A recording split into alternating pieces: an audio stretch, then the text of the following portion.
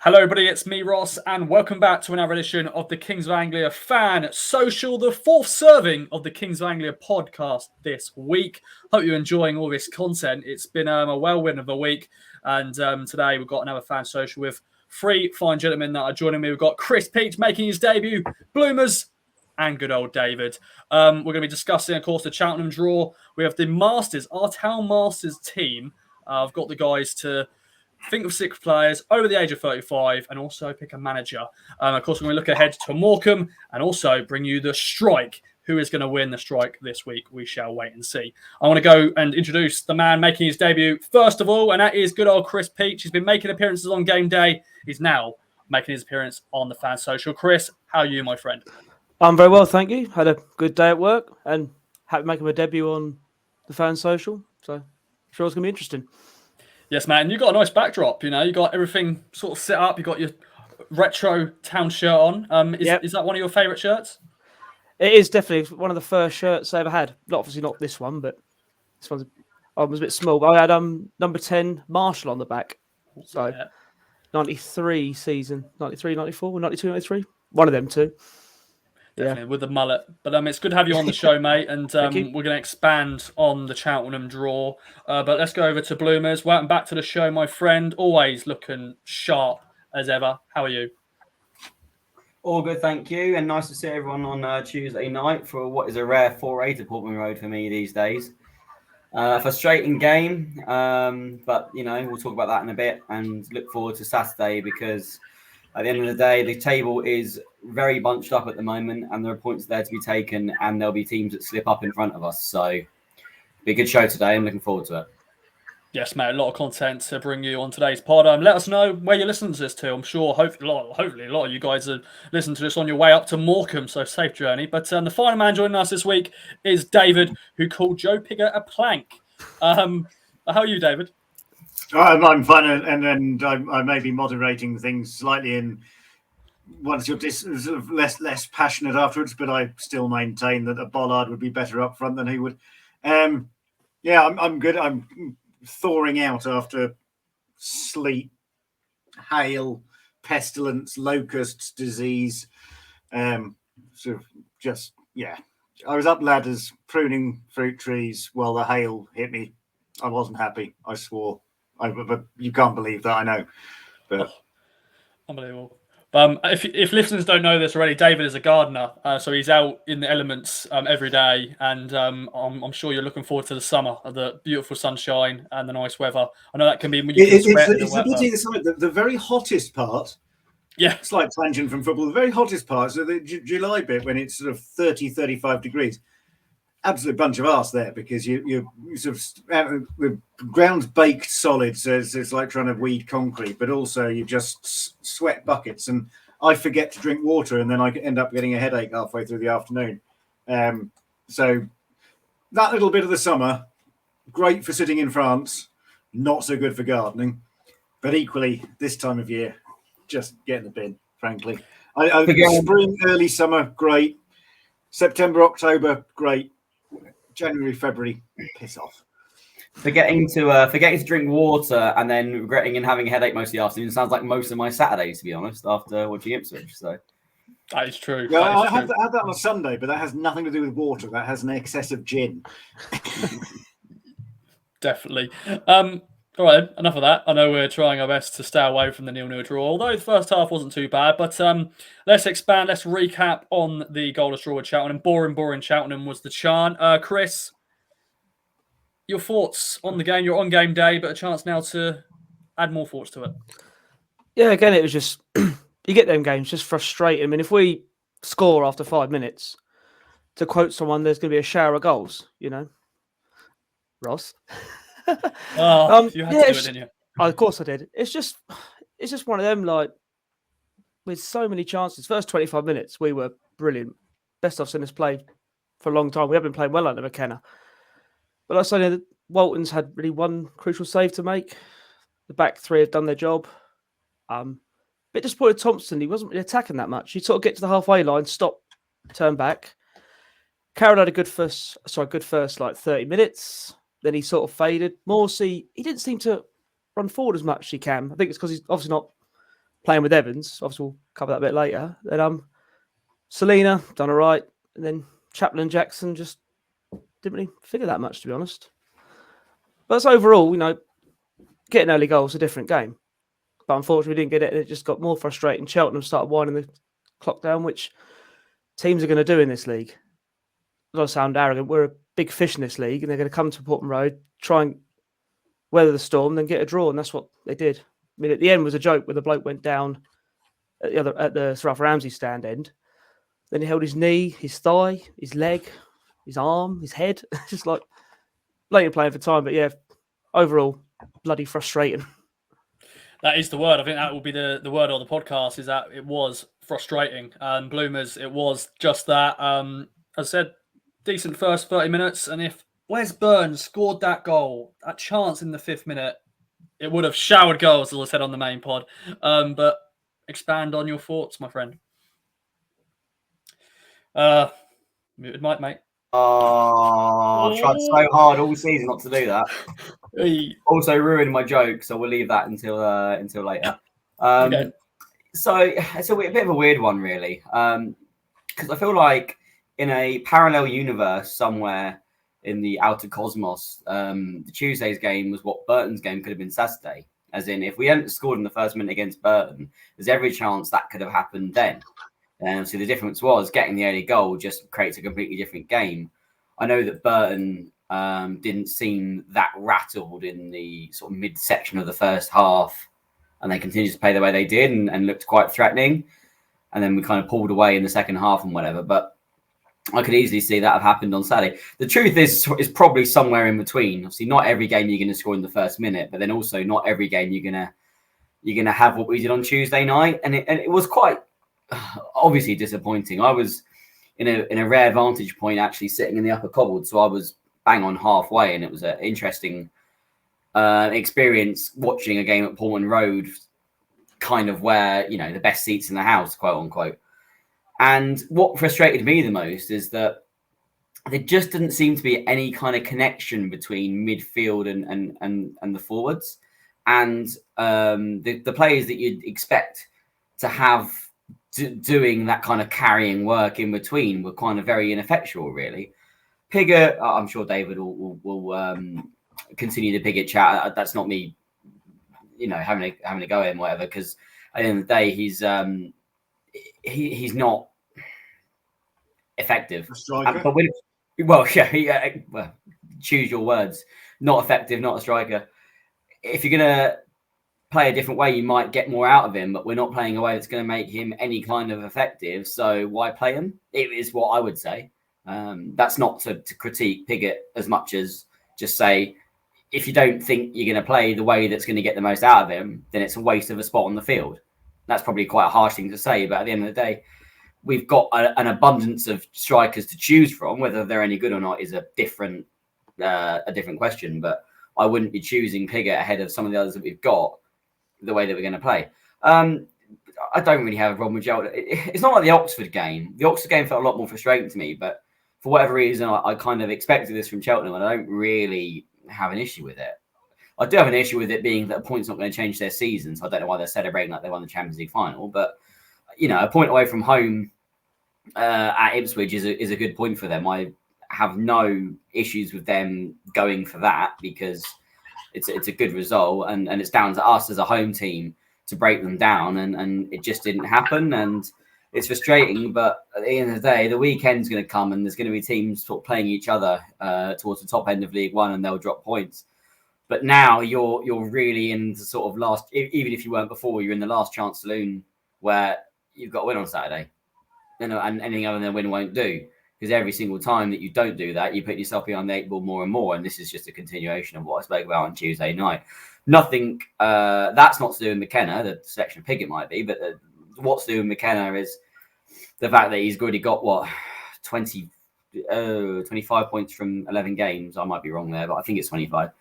And that's going to be enough to get you in the playoffs come the end of the season over the full season. The issue is with the manager before him, putting him behind the 8 ball, and that he's got to do all this. So I don't have an issue with McKenna in that respect. And it's one of those frustrating games. But the problem is the way that we're in that position where you've got to win every game, thanks to the person before him who's fucked it up. Oh, sorry, language. Bleep that out, Ross. 8 minutes 58 into the recording, you can bleep that out. Yeah, the issue is because of him, McKenna's in this position where you've got to win every game, and that might be unfair on him, but that's just the cold light of day. So, yeah, in a microcosm, it's not that bad a result, but in the long scheme of things, compared to where we want to be, it's a real derailer. So that's what I've got to say. Well then, well said as ever. David, over to you. The floor is yours to expand on what you said on game day. You were very passionate. I wouldn't say rant. It was just one of those days where you're just frustrated seeing a goalless draw. I was super angry for a very long time after that. And I've got immense amounts of grief for on Twitter for saying that Pigott and actually, to be fair, I got grief after Saturday for saying Pigott's a plank. Nobody gave me grief this time. All of those people who were defending him after the Burton game suddenly have gone very, very quiet. It's a bit like all the people who gave me grief for wanting Cook out. They've all suddenly gone quiet as well. I can't understand why on either count. No, they're all defending Carroll, who for some obscure reason remains, it seems, a popular character for midfield. I've got choices in my masters who I'd rather have in midfield. There are reasons. I went into the game and I don't like Carroll as a player, and so everybody around me was taking the piss because Carroll was playing, and they kept pointing out anything he did that was good, which was fair, because I'm not a fan. And I went out of my way to try and watch him with a positive view, looking specifically for things that he did right. In the first 35 minutes, I had to hold my hands up because the first half hour, he played well. And he didn't do the things that I find so frustrating, which is he is negative. Everything goes sideways. He plays deep. He barely crosses the halfway line, and he always plays sideways. The last home game he played in, he had a beautiful pass on out wide. Somebody bombing on down the left-hand side. And he just cut straight back into the centre of midfield. And that's always his default. First 35 minutes on Tuesday, he didn't do that. He was pushing passes forward. And we played really well. I concur with what was said before. I think it was one of the best performances of the season up that first 35 minutes. He got knocked off the ball around that point. And he's so easily knocked off the ball. He's so lightweight. And at that point, he withdrew into his shell and disappeared. And everything he did was sideways and backwards, and he was really deep. And that's around the same time we started to lose our way. And I think that's what made me so angry after the game. It wasn't Cheltenham. Teams come along and they'll park the bus, they'll do that, and they'll celebrate getting a 0-0 draw in League One. Because, frankly, they're a tin pot Mickey Mouse piss poor club with no supporters and no history. So, yeah, cool, great. Celebrate your 0-0 at Portman Road. Great, wonderful. I don't mind that. I have a problem with the referee not picking up on time wasting. I was fully expecting the referee to book the goalkeeper for time wasting in the 94th minute, having them done it for 20. Referees need to get a better grip on it rather than just doing that sort of whole roll your hands thing when they're changing the person who's taking a throw in 6 times, or changing the side that you're going to take the goal kick and, oh no, I fancy this blade of grass instead. But I don't blame Cheltenham at all. Cheltenham came, they got an away point. And, to quote somebody, every point's a prisoner. And, credit to Cheltenham for a good game plan. What we should have done is carried on what we're doing in the first half. We became increasingly ragged. If we'd have carried on playing like we did in the first 35 minutes, we would have ended up getting a goal. We stopped doing that. We started going long. And Wolfenden, I thought, had a really good game, but he bumped it long several times, except in the last 5 minutes for some obscure reason. I thought McKenna, for the first time, got it wrong. And I think that there's 2 things he got wrong. One was effectively playing 3 false nines. Jackson's really effective pulling wide and getting those low crosses in from the corner of the penalty area.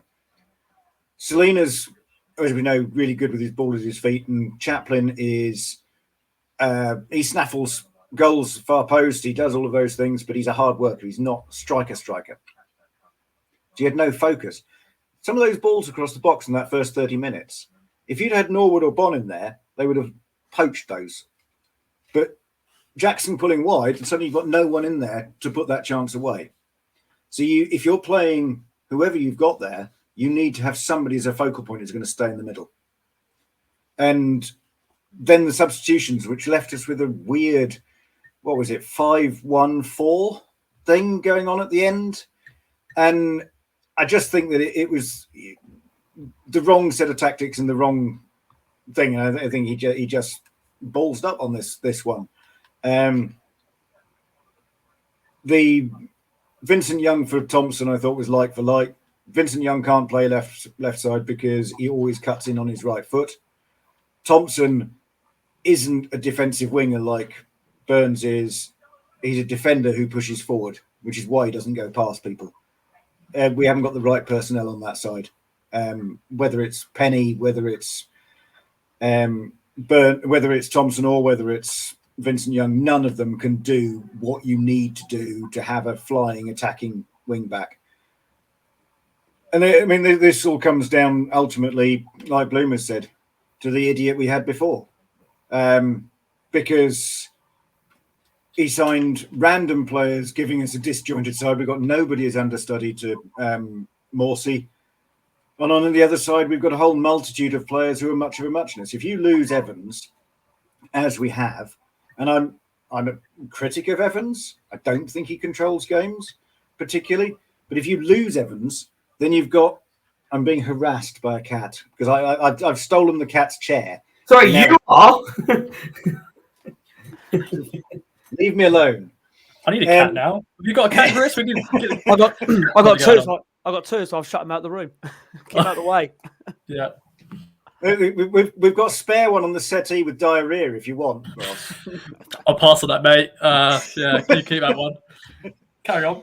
But we've got a disjointed side of the wrong set of players in the wrong places. And that, if we had a flying left back, properly flying left back, you wouldn't be so reliant on Burns.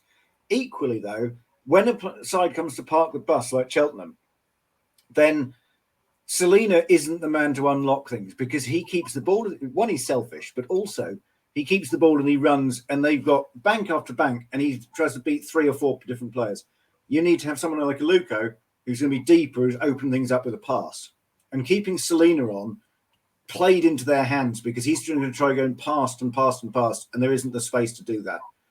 He's somebody who's going to do that if they're chasing a game and there's a bit of a gap there. Great, but I just think that the tactics or the personnel in there were wrong, and then collectively we got frustrated and started to lose sight of what we were doing well and started doing other things which were panicked rather than planned. And that's where my frustration came, because that game was there for the taking. Sorry, I was going to say, when you play Football Manager, and when you play Football Manager, David, and you end up playing, sort of starting off as standard, and then after 10 minutes going to positive, and then after at half time you realise you're not winning and you should be when you go attacking. Then you go ultra attacking. That's what McKenna was doing. But if he'd have done the right tactical changes or before the game, we'd have put the right lineup out. He wouldn't have had to have done that. But he felt like he was chasing it as the game went on. As soon as after sort of 35 minutes, when for whatever reason we stopped doing what we were doing in the first half hour, 35 minutes. Yeah, and part of that as well, you've got not having Carroll not having 2 midfielders there meant that Morsey was so isolated in that last 20 minutes. He was the only presence, and he can't then drive forward because he's got to be back as well. And there are times, and you know this from Football Manager, sometimes throwing 4 strikers on and pushing it to ultra attacking actually compresses the space so you get fewer chances. Sometimes you need to pull back to draw a team out in order to find those gaps.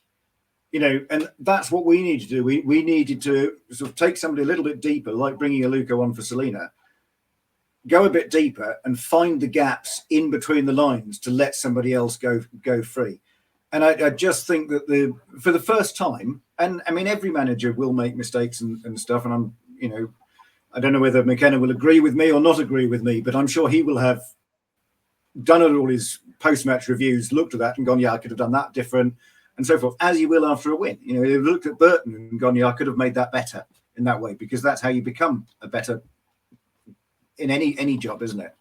So that's where my frustration comes, and it's added to, and I was thinking this because I was so vocal and so angry, and I gave Carol and Piggott 2s in my match ratings, which that was my anger, my passion, and all of those things. And I perhaps need to do match ratings not straight after a game. And people are giving me grief for that. I'll stand by the fact that they were shit. Maybe not 2, maybe 6, but they were shit. And I've seen lots of 0-0s. I've seen lots of things in the Championship which haven't made me as angry as this. And it's a couple of games ago, we had a similar scenario where I think it was Gillingham where I came out and I was really cross. And a huge part of that is because this league is rubbish. For 3 years we've been down, I've seen Peterborough the first season, who were really good, and Rotherham. The rest of it's dross. It really, really is dross. And if we are realistic, and frankly, and I know that 6th is going to be good now because we had the imbecile in charge, but playoffs, and I said this before the season kicked off, way back in August, playoffs is a failure. Anything other than top 2 is a failure. And I maintain that this season, even if we make 6th, is going to have been a failure on account of the fact that this league is shit. That's why it makes me so cross, that we can't beat somebody who is complete dross.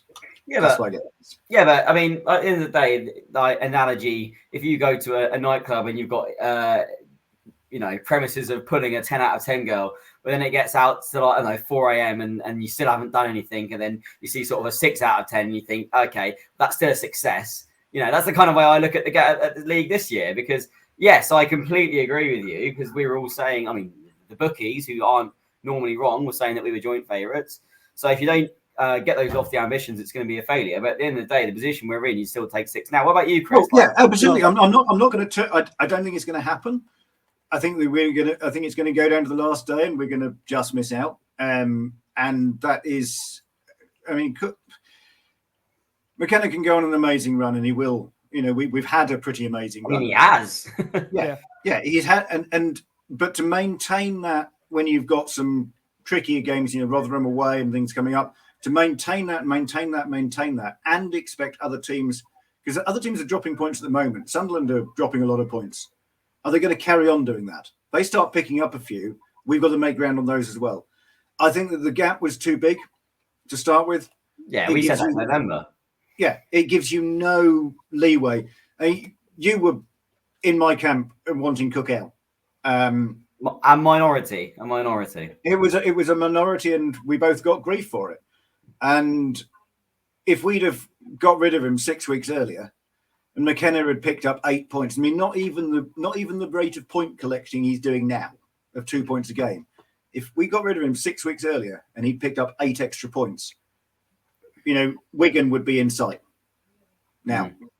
And it's that we held on. We should have got rid of Cook and appointed McKenna 6 weeks earlier.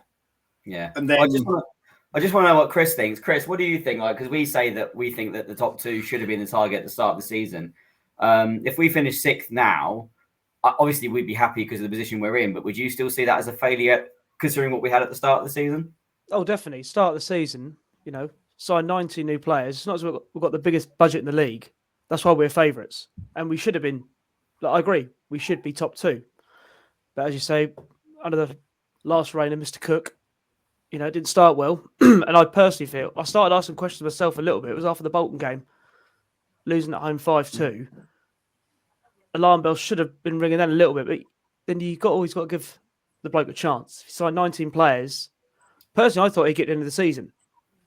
Not that I wanted him in the season. I thought that after the pickup with the Portsmouth and Wickham games that he might have longer than he did, but then it's just soon reverted to type. And it was after, I can't remember with David, but for me it was after the Cambridge game. That was the game where I realised that this isn't the exception anymore. It's the norm of throwing away things.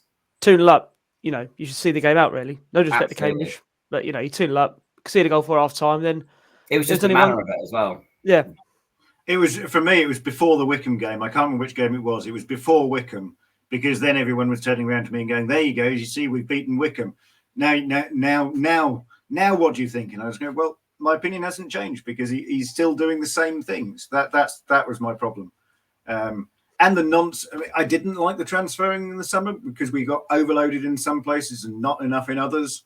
I didn't think it was structured and organised, and I said that at the time. And when we signed Morsey, I was hugely critical of that because he was banging on about him, because that was when we lost to Bolton, and he said, well, if once Morsey's in the side, that capitulation won't happen and he's going to transform us. And he's a good player, but he's not, he's not Maradona, he's not Messi, he's not going to sort of transform the side in that way. I thought it was ridiculous. And if you are so desperate for a defensive midfielder who's going to hold it all together like that, he should have been right at the top of the shopping list in the summer, not on transfer deadline day. So that's the point when I started going, you don't know what you're talking about. I think it was the game before Wickham or 2 games before. It was around that point where I just went, no, he needs to go, which was way earlier than some people. And I was having a conversation with somebody who still thinks we should have kept him, insanely. But some people will argue black is white, won't they? Just so they don't be proved wrong. If Carroll and Piggott turn around and become world beaters this for the remainder of this season, Carroll plays 3-4 games, finds his feet. Piggott comes in, proves to me he's not a poor man's Mitch DeVray. Then great, cool. I'll hold my hands up and say I was wrong, but I can't see it myself. Okay then, boys. I've just been the nodding dog throughout that. I thought I'd just let you chat amongst yourselves. If you watch this on video, you've just been seeing me nodding my head. But that was good chat there, guys. What could be better to watch on a Friday than Ross nodding his head? Yeah, it's the content we all want. Well, to be fair, I get told by a lot of people, they just watch me just nod my head. I'm the nodding head person. I remember I was at Seg's wedding, and someone came up to me and went, "You're the nodding head man. You just nod my head." Right, you can get those live wallpapers on your phone. That's what I've got on my phone. I've just got Ross nodding every time I open my phone. Yeah. Why not? I need you to replace your meetings to just pretend that I'm there and just nod your head. Yeah, pretty much. I think that's just the go-to, definitely on video calls now. That's what. Yeah, cool. Yeah, fine. But yeah, there we go. Any other notes from the game, or shall we move on to the Masters? One little note, I sort of said earlier on, I was in the Cobblestone. I was actually in Block D of the Cobbled, thanks to the £10 members offers. And I had a pie at half time. They're not the pies that they have in anywhere else in the ground. It was this gigantic fist-sized thing that was £4 and much tastier than any other pie I've had in the ground. So well done, Ipswich, but shame on you for making it for the elitists because they don't care. I was quite impressed in the North Stand. They've got vegan sausage rolls now. Because earlier in the season, nice. they didn't have anything like that. And I got served coffee for the first time this season because previously the queue has been ridiculous. So the catering has improved. Did you have one of the vegan sausage rolls? Pardon? Did you have one of the vegan sausage rolls? No, I'd eaten before I went down. I was going to ask how do they compare to the Greggs ones, because the Greggs ones are the standard that needs to be set to. Need to ask Bono. He's a connoisseur of a vegan consumer. We'll know if Bono's listening to this because we're going to find out if he messages us. If he has to listen to the podcast, he won't message us. Message us right now, Bono. Yeah, message us right now. Just say one other thing, Ross, which is during the game and afterwards, I got very vocal and I got very cross and Really? Yeah, very, very, very cross, very, very vocal. And probably overstepped some boundaries in, sort of in hurling abuse at players and things. Well, I know I overstepped boundaries because I've been berating myself about it. But it's the same as the 2 out of 10. It's about that. And the game day thing is purely about your immediate reaction, isn't it? And then you can take a step back and I hope that I'm being more measured now, although I'm more critical. And I think that when people are commenting and discussing after a game, that's important to recognise is that passion bit. And we've all got that opinion and we can go in on it.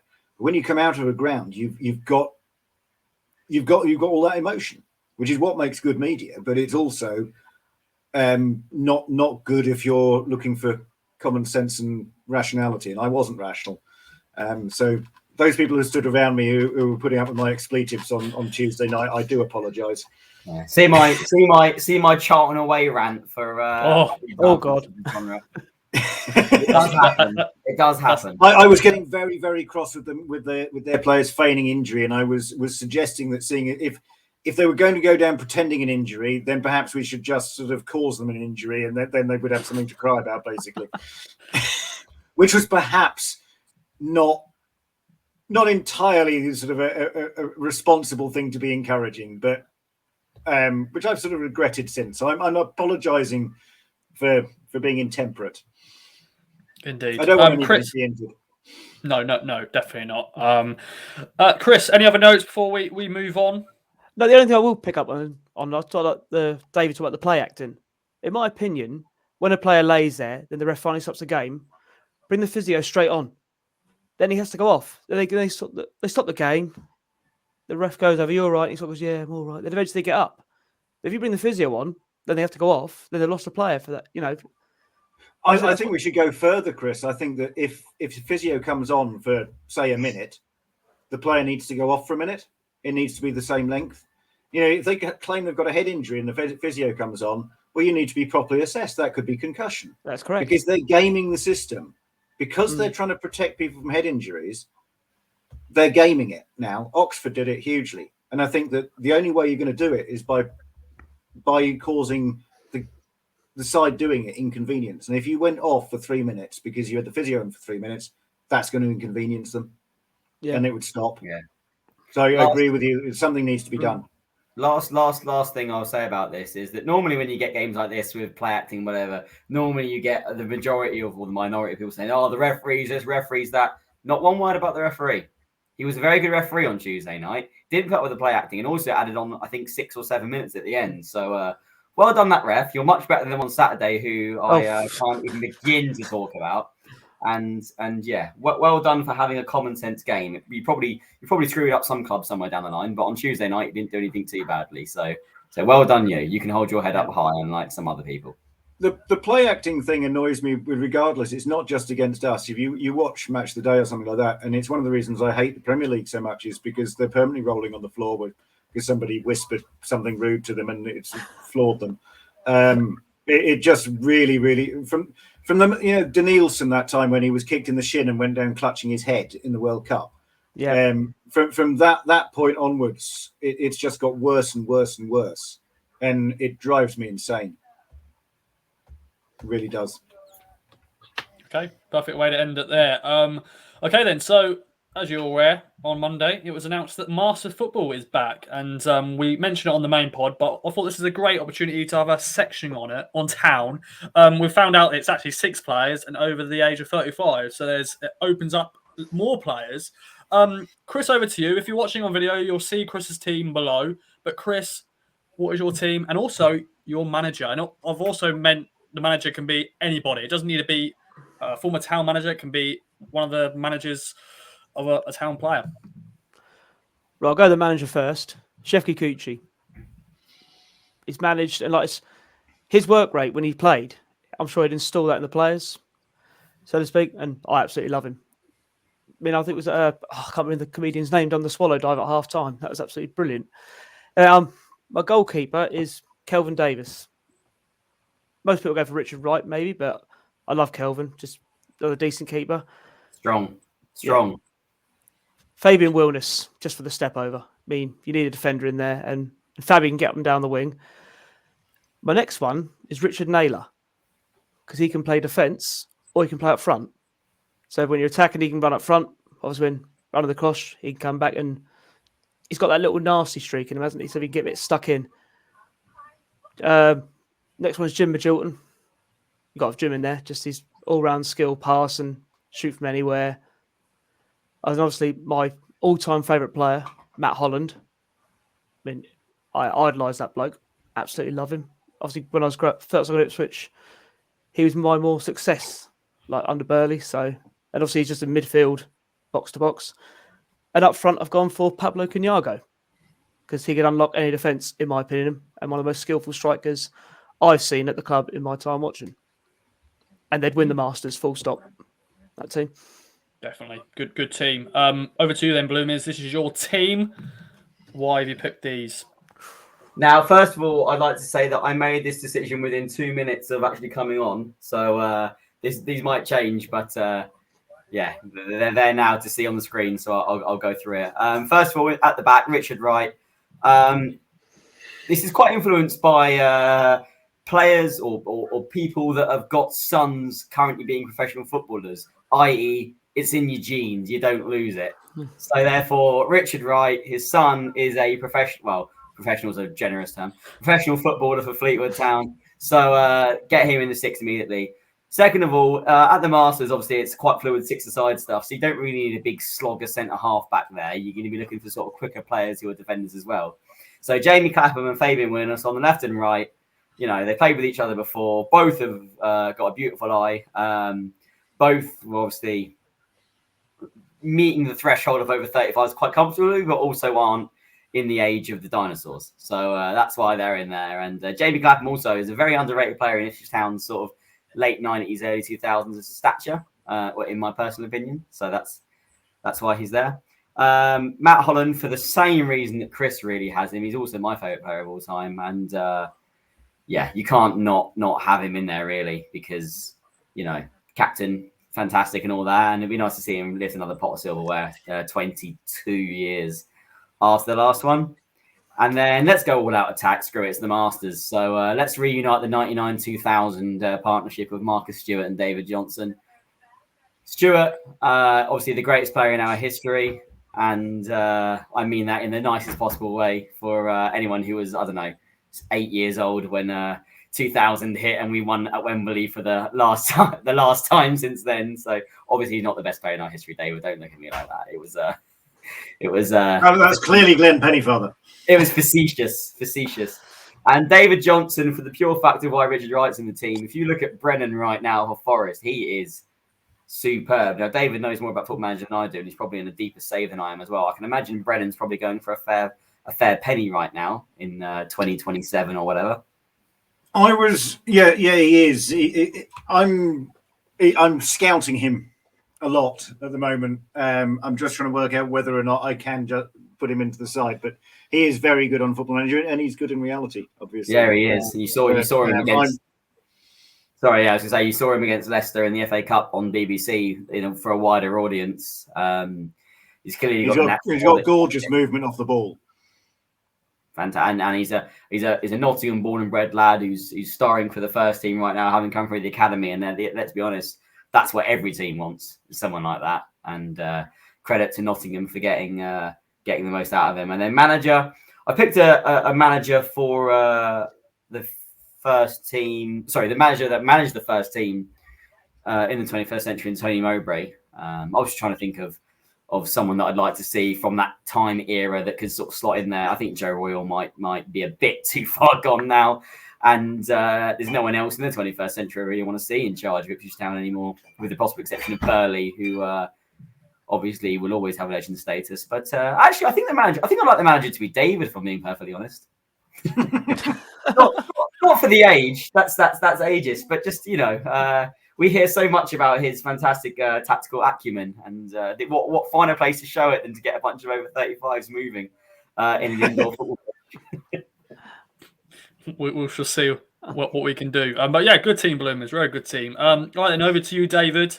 Hopefully you have some different names, although seems like there's a few names that are both in Chris and Bloomer's team. But take it away, my friend. There's one that's in all three of ours, which is Wilness, who's turned up in everybody's. I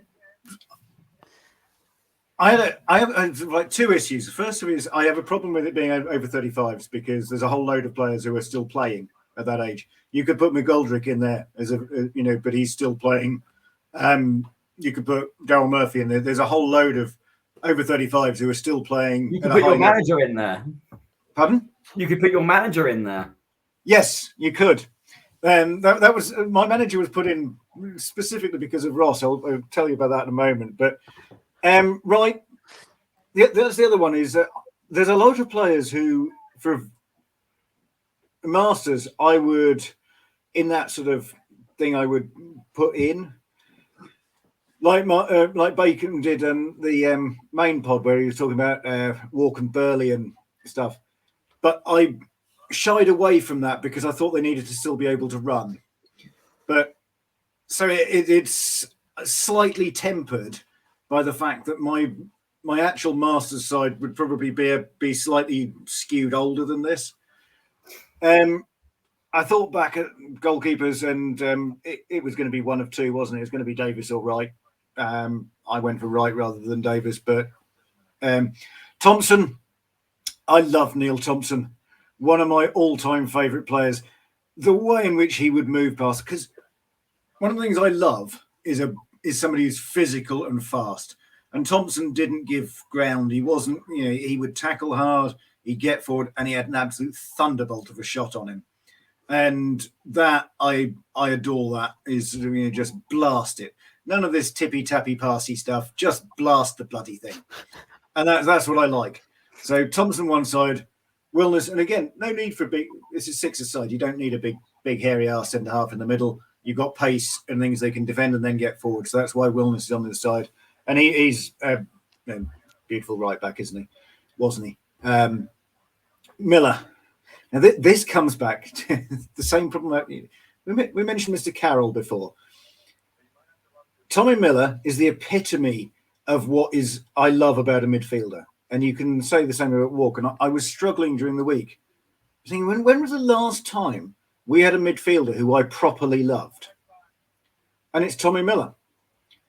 I like somebody who's going to arrive late in the box. I like somebody who's all energy, who runs and runs and runs and does not give up. Walk did it. Miller did it. We haven't had it for years. We've had sideways people. We've had people who, I admire Skews, but he's never going to excite you, is he? I'm sure he's absolutely lovely to have a barbecue with if your name's Luke Chambers, but he's not exciting you. And I thought he was a very good player. But Tommy Miller's going to excite you, and he's going to hammer that ball forward and, he never say die, which is the same. Penalties. Score penalties as well. Yep.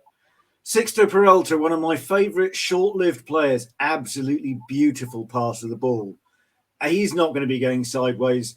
You've got Miller there hammering forward, box to box. You've got Peralta picking those passes out, and you've got a lovely little blend in there for that because Peralta had a beautiful range of passing. And Bent, just because I thought about Canago for the same reason Chris said. His movement is amazing, but he did have a tendency to disappear for a little while. And I thought Bent, that's fair, especially if you're looking at a side like this, which is, it's a shorter game, all of those things. You just want somebody who's got an instinct. And Bent is one of the most instinctive finishers I've seen around. And I would say the same about David Johnson. I thought he was fantastic as well. But Bent, for me, just an instinctive finisher. You put him in that 6-yard box in the penalty area, he's going to finish. And the ball's in from Wilness and Thompson and Peralta. Bent's going to finish them, and anything loose, Miller's picking up. I thought about Richard Naylor for manager. He's a coach now, and he's got that will to win. I thought he was a limited player, a bit like Mitch DeVray. He's limited, but he gave his everything. I thought about that because he's got the will to win, and then Ross said you wouldn't want Luke Chambers in this six-a-side thing. I thought, well, actually, wouldn't you? But he hasn't got the movement because I don't want a hairy ass centre-half. But as a manager, he's going to instill that will to win. And I think he was dealt with a shitty hand by our previous idiot, and I'd like to see him back involved with the club in some capacity. So Chambers is welcome back as manager. Guys, would you like to know the Ipswich Town Masters squad for 2004? Go ahead. Go for it. So we won one, drew one, lost one in Coventry.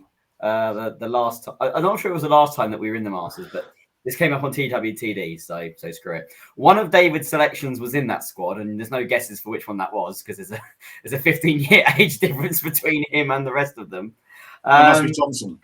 Correct. So the Ipswich Town Masters squad for 2004 was Lee Bracey, Mick Stockwell, Neil Thompson, Trevor Putney. I can't believe he was in it because God knows how old he'd have been then. Simon Milton, Jason Dazelle, Steve McGavin, who's the only one I don't know. David?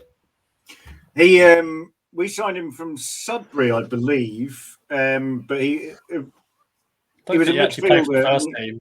Hey? I don't think he played for the first team. I think he played about 2 games. Okay. I think he's Brett McGavin's dad. Yeah, he is. Wow, there you go then. And the last one, and this is one that everybody knows, Boncho Gwenchev. Oh, my boy. That was our Masters team. We beat Leicester 5-2. Love Boncho. Lost to Coventry 2-0 and drew with Norwich 2-2. There we go. When I was last in Lancaster, then coming home from nightclubs, Phil Hess and I used to charge around the streets of Lancaster singing the Boncho Gwenchev song at 4 a.m. on our way back. The people of Lancaster, we want that, and he's here, he's there, he's ever fucking where, Johnny Walk. So the people of Lancaster were regaled regularly, Boncho and Johnny Walk. That's, of course, that is a great segue. Of course, our chat on Morecambe. We have got the strike though first, but yeah, I'm sure there'll be them Morecambe fans will be hearing a lot of different chants going up to Lancaster when we go up there. But let's go and give you a strike. We have a new feature for the strike. It's not new, it's not unique, but it's who am I? Now I have 3 clues for You're you. Ross. And this, yeah, the first clue is an umpty. Who is it? Me. So yeah, 3 clues. If you get the first clue right, you get 3 points. If you get the second clue right, you get 2 points, and if you get the final clue right, you get 1 point. But if you guess wrong for the first, if you decide to go first go, then you're out. And if you get it wrong, so the clue is on a current town player. So this is the first clue on who it could be. Play at home. If you're watching on video, you'll see it come up on the screen. But here we go. So who am I? You're writing this down. You can if you want. I started my career at Birmingham City. I nearly say Bristol City there for some reason. So you can go if you want. If you all want to pass, we can go for the second clue. But it's up to you. Do you want to guess? But then you risk being knocked out. But you do get 3 points. I'll give it a guess. I'm going to guess. Oh, Yep. okay, Chris. Okay. Sonny Aluko. Oh my God. He's got it right. Would you have said that, David? No, I wasn't going to go with that. Okay. Would you have said that, Bloomers? I didn't even have someone in mind. Okay.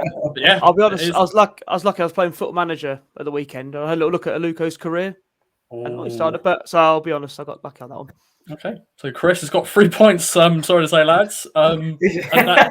This isn't a competitive quiz, is it? Sorry, guys. Okay. The second clue was I've played in the Premier League. So do you reckon you would have got that? I think like Tom Carroll would have been the other one, maybe. And then the final clue would have been my sister also played football. Of course, his sister played football. I might have got it then. I would have been better. I would have been closer on the second clue than the third one. Yeah, I think so. Okay, then. So 3 points. Chris is leading, but there's a chance for you guys to get back in it. So here is the first proper question. Let me just get the answers up properly on my phone before I fail all of you. The first question is on J Tab. It was his birthday this week. Good old J Tab. Now, which shirt number did J Tab wear for town? There is options if you need them. What is it? 12, 16, or 18? Just wait a second so everyone can think of their answer. You can write it down if you want or shout out for audio listeners. So I'll probably do the same if you can. Okay. One of those three is absolutely exactly what I thought before you'd even said. I have no pen and paper. All right, Bloomers. Just hang on. I'll write it on my phone. Hang on. Okay. Show me, but also tell me what it is, just for the audio listeners. Okay. So, you ready? No. Okay. Of course, play at home, ladies and gentlemen. Let us know how you get on. J-Tab, which shirt did he wear? Last time we had a left-sided midfielder who worked. Yes. Right. Okay. You ready? Okay. Yeah. Louis, you go first then. You go first. All right. Okay. 18. Okay. Chris? 18, if you can see that. Yep. David? 18. It is 18. So a point each for everyone. Chris, of course, still in lead with 4. But there's an opportunity for question 2. Whoever gets it bang on, they get 3 points. But if you just get it, you just get 1 point. If you get whoever's the closest. So Adam Armstrong also celebrated his birthday this week. How many goals did he score in 94 games for Town? So there's no options. You just got to get the closest to the correct answer. And if you get it bang on, as I said, you get 3 points. A chance to catch Chris up. So how many goals? Of course, he scored that famous goal against Inter Milan. I'm trying to think of some other goals he scored. I think he scored twice against Middlesbrough. That's giving it away. No, it hasn't. I was very young when he played for us. I'm sure probably you too, Ross. I remember sitting there in that Airbnb in Gateshead watching the 2001-2002 season review DVD. That was good. And he popped up quite a few times on there. So there we go then. That's good fun watching that. Don't know why we decided to watch it. I just feel like we're Town fans and we just fancy putting something random on the TV, and that is what we found. It was probably James. Yeah, James. Yeah. Good afternoon, James, if you're listening. Yes, I'm sure he is. All right then. Whenever you're ready, shout out. Well, actually, we'll start with Chris because he is in the lead. So, Chris, over to you. What have you gone for? I've gone for 21. 21. Okay. Bloomers? 23. 23. Okay. David? Weirdly, I toyed with going for 23, but I went for 21. Ooh, so both Chris and David have gone for 21. Bloomers gone for 23. The correct answer is 19. So a point for Chris, a point for David. So Chris is still leading the way, but Bloomers currently is bottom. But it doesn't matter, mate. Doesn't matter. Okay. Now, this is the final question, but we do have a tiebreaker. We'll bring it in anyway. And then once again, if you get this bang on, you do get 3 points. So Dave's got a chance to steal this possibly at the end. Bloomers still play. Morecambe have a former Town player in their ranks. I've actually got 2 former Town players in their ranks, but one player is, well, I don't know why I decided to use this question because I've got to now trying to pronounce his name. Tumani Digaraga, whatever you call it. How many games did he play for Town during his loan spell in 2017?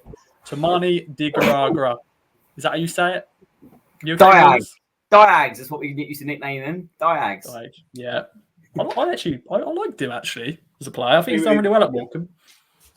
So, how many games did he play during his loan spell? Of course, on loan from Leeds, I think he was. 2017. How many games? Yeah, once again, if you get bang on, you get double the points. Okay, Chris, over to you first. I've gone for 6. 6. Ooh, okay. Bloomers? 13. Okay. David? 6. Telepathic. It is pretty much.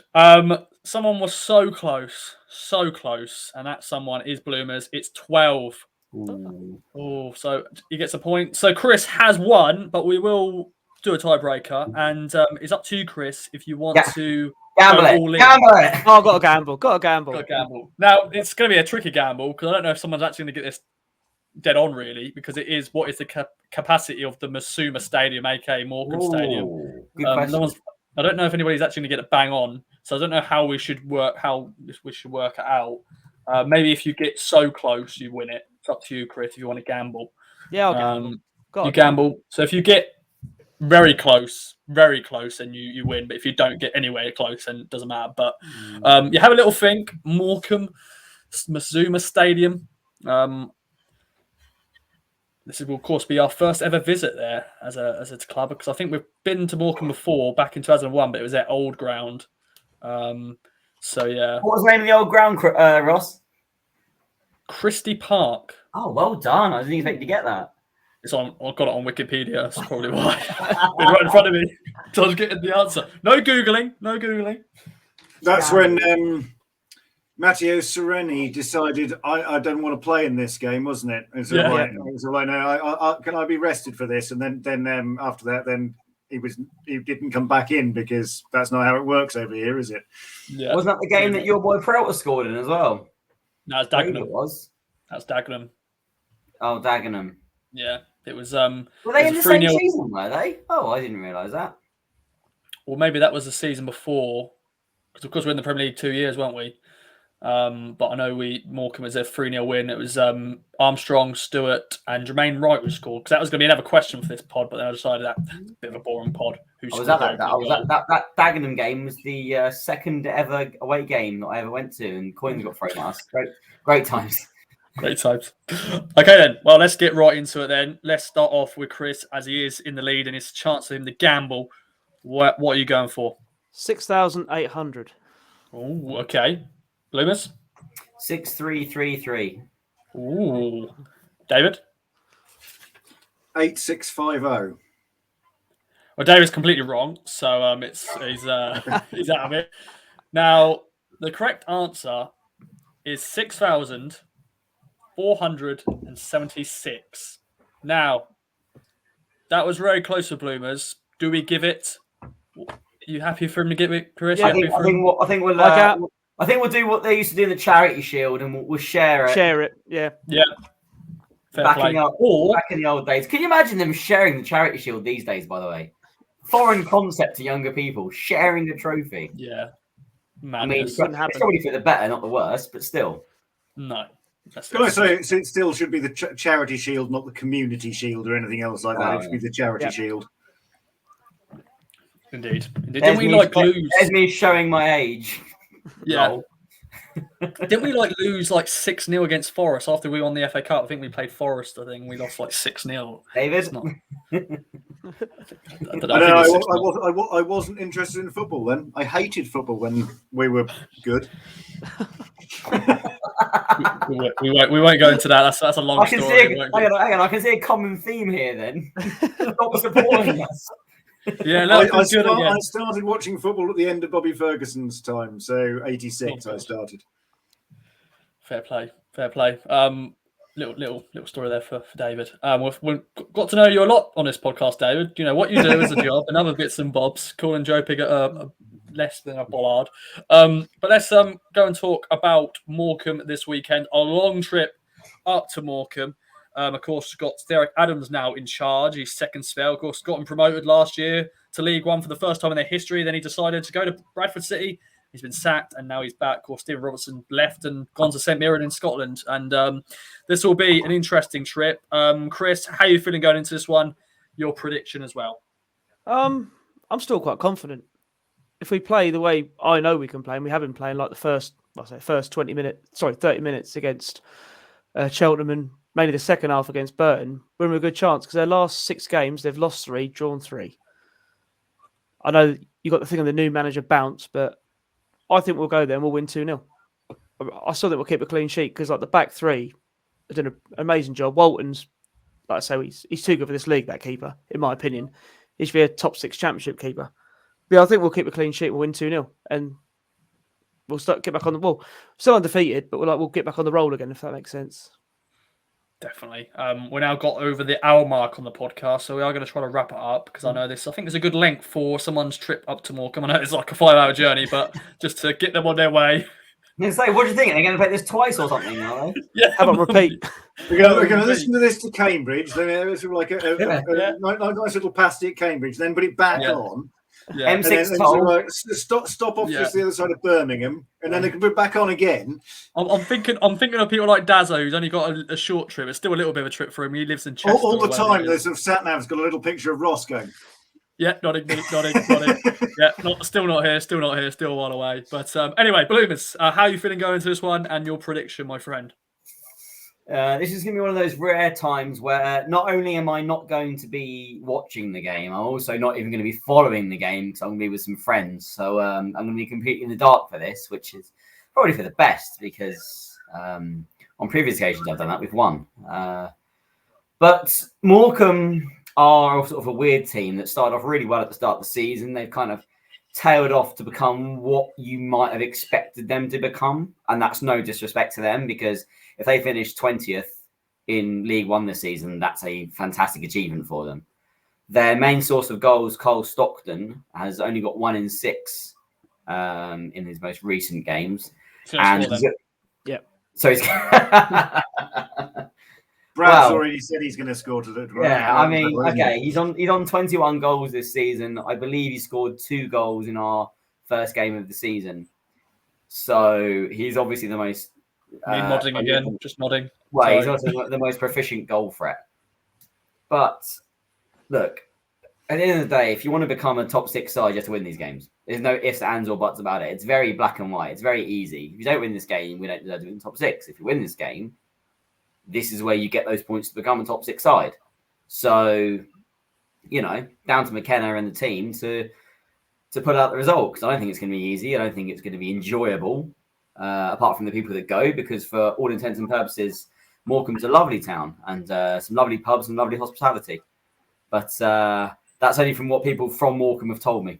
so you can release your eyebrows, David, because I've never actually been there. I do have a friend. I went to university up there. Okay. Yes, well. I mean, I will go at some point. Maybe it'll be next season when we're both in League One. Let's hope not. Fingers are there. I do think it'll be 1-1, because I always back 1-1 for the draws away from home in games like this. I think that so long as that we get the team selection right, there should be chances for us. It might be. It's such a cliche to say difficult conditions, but it could be. I mean, the weather that we've had in the last few days isn't going to make it, spectacular for football. We did all right on the game against Burton, where the conditions weren't the best, although the pitch was fine. So it's down to us to take the initiative, really, and we'll find out whether they do or not about 15 minutes into the game. Because there's a part of me that says, okay, do what we did against Burton or even Cheltenham, get on the front foot, maybe get the early goal and control it. There's also a part of me that says after 15 minutes, all of a sudden things aren't working and we get stuck in a rut and we get found out, which is what happened against Sheffield Wednesday. And I know that there's a level there between Sheffield Wednesday and Morecambe, but Morecambe are fighting for their lives. So it's not going to be easy. I'll go 1-1 and I think an unusual scorer will happen, maybe Fridge from a corner. Because actually our corners have been absolutely pants recently. Not so much the delivery on certain occasions, but the threat coming from them has been less than poor. Someone can think of a synonym worse than poor. So I'm hoping that gets addressed, because it's something that's been noticeable for me in the last few games. And when your forwards aren't firing the way that they should be or could be, you need to find some goals from someplace else. And set pieces, 5 or 6 years ago under McCarthy and such, were the way that we would get the goals. But for whatever reason, that's not been happening recently. But I do think that we'll get an unusual goal scorer and we'll come out with at least a point. But time will tell. Indeed. And then over to you then, David, to finally wrap it up. How are you feeling going to one? Of course, you're doing a nice little weekend away back into your roots when you were, as I said, you were there when you went to university. I'm sure you're looking forward to that weekend, but what your prediction as well? I predict drunkenness. I predict beers. Very nice pubs in Lancaster. Morecambe, I believe, has spent a lot of money on. And there's the new Eden project opening up there in a couple of years' time. They're spending a lot of money on an Eden project, the same as the one in Cornwall, which sounds excellent. So Morecambe may well be completely different to how it was last time I was there, which was... In Morecambe terms, it's best part of 30 years since I was last in Morecambe. I'm sure a lot has happened since then. Yeah, probably for the better. I don't know. But when I was there 30 years ago, it was sort of a poor man's Blackpool, but without the good taste. Frontierland was the amusement park, which just looked grim. Anyway, am I looking forward to it? I have been looking forward to the game itself, and I'm looking forward to the weekend because I'm looking forward to going to Lancaster and seeing some old friends and drinking some new beer. But the game I was looking forward to, I've got some more trepidation than I had before because of Tuesday night, because I don't rate Carroll, because of Piggott and so on. I think that Morecambe will work hard. They'll huff and they'll puff. They'll get people behind the ball. I imagine it'll be quite a windswept game. There's not much protection out in the bay. So, but ultimately, I think that, like it's been said, if you've got pretensions to be a top 6 side, if you've got pretensions to actually be a top 2 side who just happens to be not in the top 2 because circumstance, which is where we should be. And I like the fact that McKenna said, well, I didn't want a point. I wasn't settling for a point. I wanted to win. And I like that. And I think that we'll have the same attitude on Saturday. So I'm going to go for my 3-0 because I think that we're better than them. If we get it right, we take the chances. On Tuesday, if Burns, and you'd put your money on Burns putting one of those 2 would away, wouldn't you? Given his 9 this season. If the ball had come in at a different pace, there are so many ifs and buts. We could have been 5 up in the first half hour. You transfer that across to Morecambe, who aren't any great shakes. They'll work hard and they'll be honest and they'll do all of those things, but we should just be better than them. So I'm going for my standard 3-0 to grease the pints of Jennings at the John O'Gaunt later in the day. Sounds good. I'm hoping for a 3-0. I've gone for a 2-1. I think Morecambe will just sneak a goal somewhere, and hopefully it isn't a draw, Bloom has said. But of course, we all predicted for a win on the prediction league on Tuesday. We all predicted for a win, and we got a 0-0 draw. So hopefully there'll be a mixed bag of predictions. Chris, you're going to be newly to the prediction league. Of course, currently Mark is top of the table. David, you're rocked up a little bit more further recently because, of course, you got 4 points after the Burton 3-0 win. So that I'm just sitting in mid-table. It's because I'm wildly optimistic. I predict too many 3-0s. Reals comes along with 2-1s and 1-1s, and there's nonsense, and occasionally even predict defeat. I think despite my sort of thing with Cook, I think I've only predicted 1 defeat all season. But yeah, which game was that out of interest? Rotherham. Yeah. Apart from that, I don't think I think I've done 1 defeat and 2 draws I've predicted this season, which is why I'm mid-table and I always go for 3, 4, 5-0 because I'm an optimist. I'll rant afterwards, but I'm wildly optimistic before. Yeah, as always. Well, it's been a pleasure, gentlemen, once again for joining me on the Fan Social. Any other business before we wrap up? Chris, over to you. Your debut. You've enjoyed it? Yeah, loved it. Obviously, I've spoke a lot more than I would on game day. I mean, game day, it's like 30 seconds, I'm done. And I'm not like... And then after I've started walking away... If I wasn't here, you'd have been able to speak even more. Yeah, it's very true. Always happy to listen to you, David. Always happy. Brilliant. Bloomers, any other notes, any other business before we make a leave? Nah, not ready to do with Ipswich, although I would give a Netflix recommendation because... I have a commute to work in the morning and I don't have much to do. Go and watch the Cuphead show on Netflix. If you're a big kid like me and you love the 1920s/30s animation style of Tom and Jerry and Max Fleischer cartoons of our youth, then this will be for you. And if you've got any young siblings or children or even grandchildren, make sure they get into watch this because I got put onto it by my cousin, actually, who is even more of a video game nerd than I am. And for those of you who watch the video and don't actually realise, all of this over here is video games. But this one passed me by. It's a game called Cuphead that was released a few years ago, and it was based on like old school 20s cartoons. And basically, it's a TV show that's done off those a few animated cartoon 13-minute style shorts. And they're fantastic. And they are funny, and they are anything on par with Pixar and the like, and they're all on Netflix and they're free if you've got a subscription or you're skagging off some subscription who you know, because that's what most of us do with Netflix. So go and watch the Cuphead show because it's the best thing I've watched on TV in 2022, which admittedly isn't much in 51 days, but there we go. There we go. And David, over to you. Any other business? No, go back to my Football Manager, and I'm enjoying the interaction on Twitter about Football Manager as well. So if anybody's got thoughts on what I post up there on Twitter on Football Manager, feel free. Oh, that's a beautiful goal. Yes, I've just scored. Lyndon Whiteside, 19. glorious. Attacking midfielder, that's what you want. He just Ah, knows. I believe one of the Kings of Anglia members in the chat had a song about him that was made. Yes. That we still sing to the tune of Mr. Brightside, if anyone's wondering. Yep. That's the one. I need to record that sometime, don't I?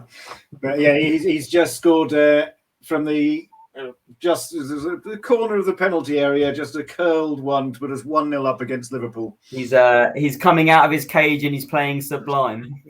Yep. Anyway, enough of that.